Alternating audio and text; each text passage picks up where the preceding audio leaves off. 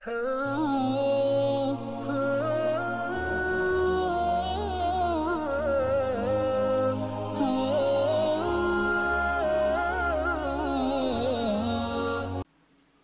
اللہ والحمد للہ والصلاة والسلام علی رسول اللہ اما بعد۔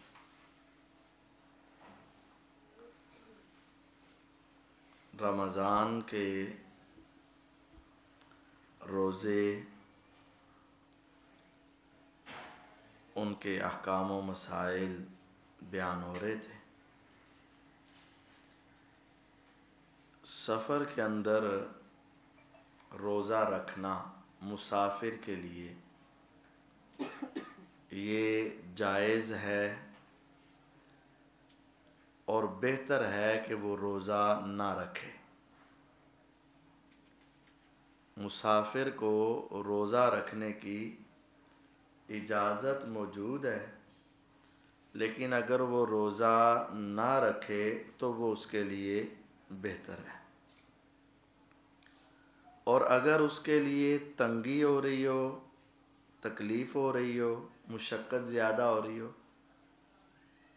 تو پھر اس کو روزہ ضرور ختم کر دینا چاہیے۔ اسی حوالے سے ایک روایت ہے، ان جابر بن عبداللہ رضی اللہ تعالی عنہما ان رسول اللہ صلی اللہ علیہ وسلم خرج عام الفتح الى مکہ فی رمضان۔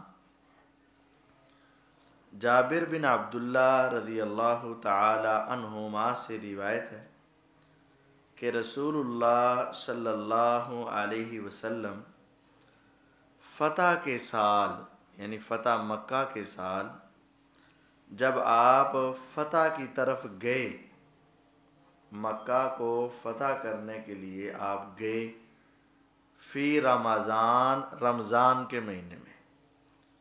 بدر کا معرکہ بھی رمضان میں اور مکہ کی فتح بھی رمضان میں۔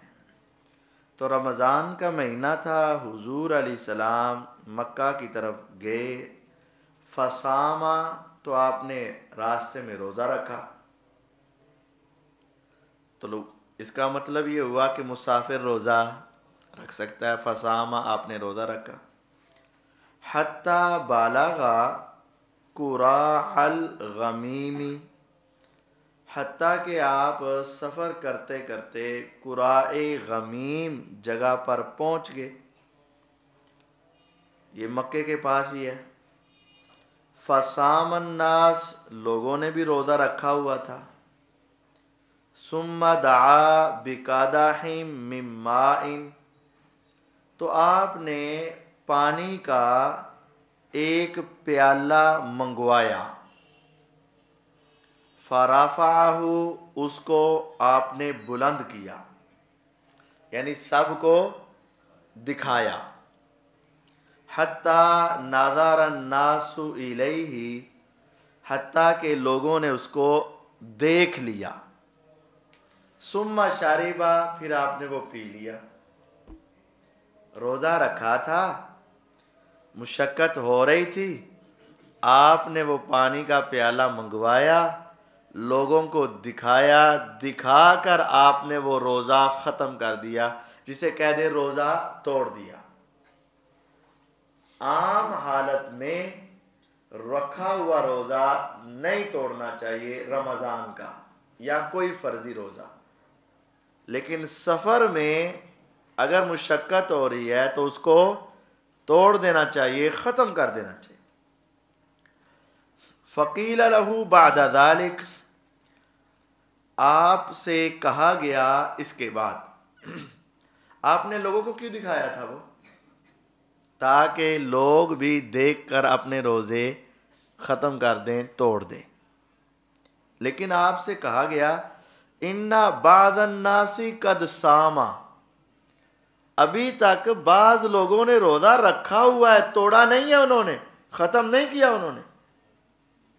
تو آپ علیہ السلام نے فرمایا اولئک العصاۃ، اولئک العصاۃ، وہ لوگ نافرمان ہیں، وہ لوگ نافرمان ہیں جب ان کے نبی محمد صلی اللہ علیہ وسلم نے ان کو دکھا کر اپنا روزہ ختم کیا ہے، ان کا حق بنتا تھا اپنے پیغمبر علیہ السلام کی اطاعت و اتباع کرتے ہوئے اپنا روزہ ختم کر دیتے.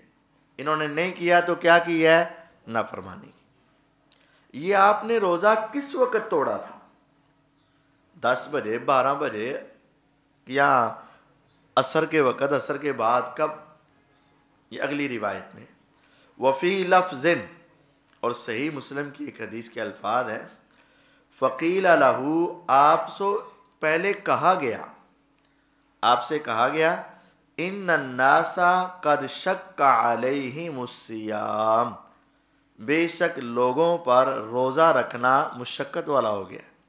حضور سے پہلے یہ بات کہی گئی کہ لوگوں کو سفر میں روزہ رکھنا بڑا مشکل لگ رہا ہے. وَإِنَّمَا يَنْتَظِرُونَ فِي مَا فَعَلْتَ، وہ لوگ اس چیز کے انتظار میں ہیں جو آپ کریں گے، جو آپ نے کرنا ہے وہی لوگوں نے کرنا ہے. آپ نے سفر میں روزہ رکھا تو صحابہ نے رکھا. اب ان کو آپ کی محبت، اتباع و اطاعت میں رکھ تو لیا ہے، لیکن مشقت بڑی ہو رہی. اب وہ دیکھ رہے ہیں آپ کی طرف کہ آپ کیا کریں گے. تو آپ نے اسی لیے پھر پیالہ منگوایا اور آپ نے اس کو بلند کیا. فدعا بقدح من ماء، آپ نے پانی کا بھرا ہوا پیالہ منگوایا. بعد العصر، عصر کے بعد. فشرب، تو آپ نے پی لیا. اب عصر کے بعد عام طور پر یہ سوچ ہوتی ہے، بس اوقات انسان بیمار ہوتا ہے نا، تو چل ہن گھنٹہ ڈیڑھ رہ گیا تو گزار ہی لیتے ہیں، مشقت سے، مشکل سے ہم اس کو پورا کر ہی لیتے ہیں. تو اسلام میں یہ سختی نہیں ہے. آپ کو مشقت ہو رہی ہے، تکلیف ہو رہی ہے، بیماری ہے، کوئی اور مسئلہ ہے، تو آپ اپنا روزہ چھوڑ دیں. تو آپ نے پھر پہلے آپ سے کہا گیا کہ لوگوں کو روزہ رکھنے میں دشواری ہو رہی ہے، وہ آپ کی طرف دیکھ رہے ہیں، جو آپ کریں گے وہ کریں گے. پھر آپ نے پیالہ منگوایا، سب کو دکھایا، پیا. اکثر نے اسی طرح پھر روزہ ختم کر دیا. لیکن بعض لوگ وہ یہ سمجھتے تھے ہمارے اندر طاقت ہے، استطاعت ہے، ہمیں کچھ نہیں ہو رہا. تو پہلے تو اجازت تھی، پھر آپ نے جب یہ کام کر دیا نا، پھر اب ان کو چاہیے تھا. استطاعت تو حضور کے اندر بھی تھی، طاقت تو حضور علیہ السلام میں بھی تھی. آپ خود تو توڑنا نہیں چاہ رہے تھے، لیکن اجتماعیت کو قائم کرنے کے لیے، سب کا خیال رکھنے کے لیے نبی کریم صلی اللہ علیہ وسلم نے روزہ ختم کیا اور فرمایا جو نہیں کر رہے وہ کیا ہے؟ نافرمان. تو روزہ چھوڑ دینا یہ بہتر ہے، افضل ہے. رکھنے کی اگرچہ اجازت ہے لیکن چھوڑنا بہتر ہے. وعن حمزہ بن عمرو الاسلمی رضی اللہ عنہ، اب یہ دلیل آ رہی ہے کہ سفر میں روزہ رکھا بھی جا سکتا ہے. پچھلی حدیث اگر کوئی آدمی صرف ایک روایت پڑھے گا تو اس کو تو یہی سمجھ آئے گا کہ آپ نے پہلے رکھا بعد میں ختم کیا. اس کا مطلب ختم ہی کرنا چاہیے، اور جو نہیں توڑ رہا روزہ آپ نے اسے کیا کہا؟ تو اگر کوئی وہ پہلی ایک حدیث ہی سنے یا پڑھے تو اس کے نزدیک روزہ رکھنے والا کیا ہو جائے گا؟ اس وجہ سے ہم بار بار یہ بات آپ کو سمجھاتے ہیں کہ 1 2 3 روایتیں پڑھ کر مسئلہ یا فتوے نہیں دینے. 1 یا 2 حدیثیں سن کر فتوے یا مسئلے نہیں بتانے. اب جس نے پچھلی حدیث صرف پڑھی تو حضور علیہ السلام نے روزہ توڑا، صحابہ کو توڑنے کا کہا. جس نے نہیں توڑا اس کو آپ نے کیا کہا؟ اب اگلی حدیث میں رکھنے کی اجازت بھی آ رہی ہے. حمزہ بن عمر الاسلمی رضی اللہ عنہ فرماتے ہیں انہو قال یا رسول اللہ صلی اللہ علیہ وسلم، انہوں نے کہا اے اللہ کے رسول صلی اللہ علیہ وسلم، انی اجد بی قوتاً علی الصیام فی السفر، میرے اندر سفر میں روزہ رکھنے کی طاقت موجود ہے، میں اپنے اندر وہ قوت محسوس کرتا ہوں کہ میں سفر میں روزہ رکھ سکتا ہوں. فہل علی جناح، کیا اگر میں روزہ رکھ لوں تو میرے ذمے کوئی گناہ ہوگا؟ فقال رسول اللہ صلی اللہ علیہ وسلم، تو رسول اللہ صلی اللہ علیہ وسلم نے جواب دیتے ہوئے فرمایا، ہیا رخصت من اللہ، یہ روزہ چھوڑنا اللہ کی طرف سے رخصت ہے۔ ایک ہوتا ہے عزیمت اور ایک ہوتا ہے رخصت، یہ دو لفظ ہیں اور یہ متضاد ہے۔ عزیمت جو کام عام حالات میں تمام بندوں پر لاگو ہیں وہ عزیمت، یعنی عام حالت میں تمام مسلمانوں پر رمضان کا روزہ رکھنا کیا ہے؟ فرض۔ یہ کیا بن گیا؟ عزیمت۔ عام حالات میں تمام مسلمانوں پر جو چیز لازم ہو وہ عزیمت، اور جس کے اندر کیا آ جائے؟ رخصت، وہ رخصت۔ عام حالت میں کھڑے ہو کے نماز پڑھنا فرض ہے سب پر، لیکن جس کے پاس کھڑے ہونے کی استطاعت نہیں وہ بیٹھ کر، اس کے لیے بیٹھ کر نماز پڑھنے کی رخصت۔ عام حالت میں روزہ رکھنا ہے لیکن سفر میں نہ رکھو تو نہ رکھنے کی رخصت۔ ہی رخصت من اللہ، یہ اللہ کی طرف سے رخصت ہے چھوڑ دینا۔ فمن اخذ بها فحسنا، جس نے اس کو پکڑ لیا، رخصت لے لی، اس نے بہت اچھا عمل کیا۔ ومن احب ان یصوم، اور جس نے روزہ رکھنا چاہا، رخصت کو قبول نہیں کیا پھر بھی روزہ رکھا، فلا جناح علیہ، تو اس پر کوئی گناہ نہیں ہے، کوئی حرج نہیں۔ جو رخصت پر عمل کرے گا وہ اچھا ہے، یعنی روزہ چھوڑ دینا اچھا ہے، افضل ہے، بہتر ہے، لیکن رکھ لینے کا کوئی گناہ نہیں، کوئی حرج نہیں۔ اس روایت میں دونوں مسئلے ہی اکٹھے بیان ہو گئے کہ رکھنا جائز ہے لیکن نہ رکھنا افضل ہے، بہتر ہے، اچھا ہے۔ رواہ مسلم، یہ حدیث صحیح مسلم میں ہے۔ وَأَصْلُهُ فِي الْمُتَّفَقِ عَلَيْهِ، اور اس کی اصل متفق علیہ بخاری مسلم میں، اس کی اصل بخاری مسلم میں، مطلب یہ نقل ہے نہیں، یعنی یہ مسئلہ دوسرے لفظوں میں، دوسرے انداز میں بخاری اور مسلم دونوں کے اندر موجود ہے،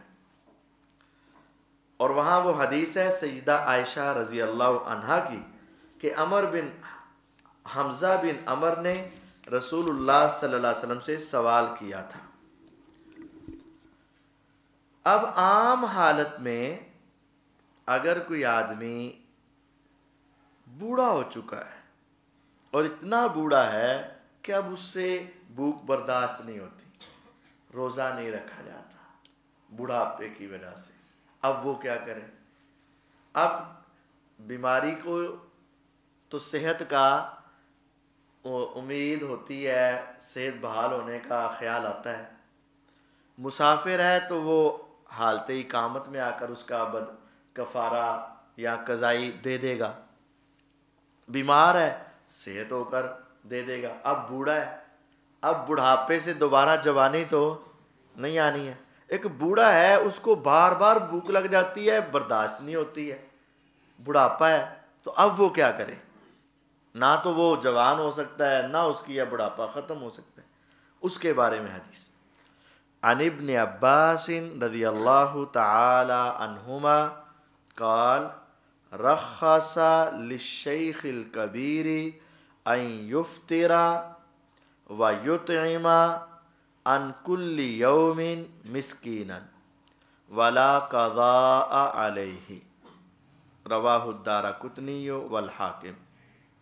عبداللہ بن عباس رضی اللہ تعالی عنہما سے روایت ہے، وہ کہتے ہیں کہ رسول اللہ صلی اللہ علیہ وسلم نے رخصت دے دی بوڑھے آدمی کو، شیخ کبیر، بہت جو بوڑھا ہو چکا اس کو رخصت دے دی۔ کس چیز کی رخصت؟ کہ وہ روزہ چھوڑ دے، ان یفطر، روزہ نہ رکھے، تو پھر کیا کرے؟ وَيُطْعِمَ عَنْ كُلِّ يَوْمٍ مِسْكِينًا، ہر دن کے بدلے ایک مسکین کو کھانا کھلا دے، پورے دن کے بدلے۔ روزے کی جگہ پر ایک مسکین کو کتنے ٹائم؟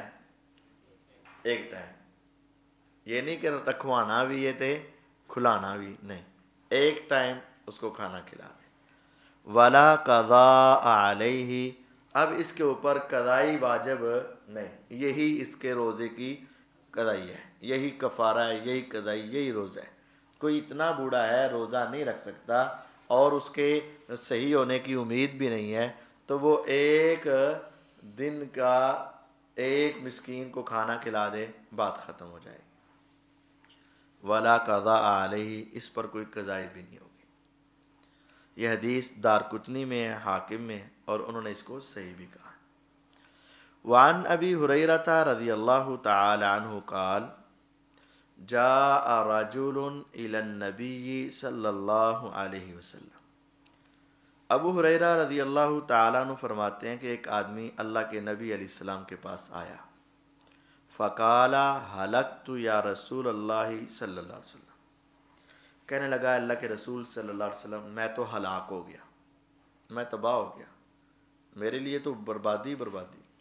آپ نے فرمایا وما اہلکک، کس چیز نے تجھے ہلاکت میں ڈال دیا، کیا ہوا ہے، کیا مسئلہ ہوا؟ اس نے کہا وقعت علی امرأتی فی رمضان، میں رمضان میں اپنی روزے کی حالت میں بیوی کے پاس چلا گیا، قربت اختیار کر لی. اب روزے کی حالت میں بیوی کے ساتھ تعلقات قائم کرنا حرام ہے، اس وجہ سے روزہ ٹوٹ جاتا ہے. آپ نے اب اس کا کفارہ بتانا تھا، تو فرمایا حل تجد ما تعتق رقبۃ، تیرے پاس اتنے پیسے ہیں کہ تو ایک غلام آزاد کر دے؟ اس نے کہا جی لا، نہیں، غریب آدمی ہوں، غلام خرید کر آزاد. تو اس کا مطلب اگر کوئی روزے کی حالت میں اپنے اہل خانہ کے پاس چلا جائے اور روزہ ٹوٹ جائے تو اس کا پہلا کفارہ کیا ہے؟ ایک غلام کو آزاد. اب ہمارے پاس اتنی استطاعت نہیں ہے اور غلام بھی موجود نہیں ہے، اب کیا کریں؟ فرمایا فَهَلْ تَسْتَطِيعُ أَن تَصُومَ شَهْرَيْنِ مُتَتَابِعَيْنِ، کیا تمہارے پاس یہ طاقت اور استطاعت ہے کہ تم 2 مہینوں کے مسلسل روزے رکھ لو؟ مسلسل 2 مہینوں کے روزے رکھ لو. ایک روزہ توڑا ہے اور اس کی سزا کے طور پر 2 مہینے کے مسلسل روزے، صرف روزے نہیں، 2 مہینے کے مسلسل روزے. انہوں نے کہا جی لا، نہیں، یہ طاقت بھی میرے پاس نہیں ہے. آپ نے فرمایا فَهَلْ تَجِدُ مَا تُطْعِمُ 60 مِسْكِينًا، تیرے پاس اتنے پیسے ہیں کہ تو 60 مسکینوں کو کھانا کھلا دے، 60 مسکینوں کو کھانا کھلا دے. اب یہ 3 آپشن ہوں گے. پہلی بات غلام آزاد کرو، اگر وہ طاقت نہیں یا میسر نہیں تو پھر 2 مہینے کے مسلسل روزے رکھو. اگر وہ بھی استطاعت نہیں تو 60 مسکینوں کو کھانا کھلاؤ. انہوں نے کہا جی لا، میرے پاس تو 60 مسکینوں کو بھی کھانا کھلانے کی طاقت ہے. ثم جالسا، پھر وہ آدمی بیٹھ گیا.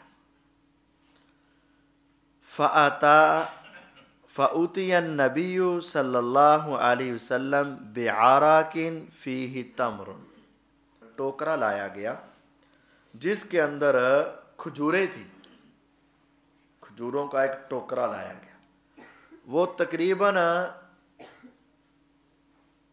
32 کلو ہوں گی اس کے اندر کھجوریں، کیونکہ اس کے اندر 15 سا کھجوریں آ جاتی ہیں.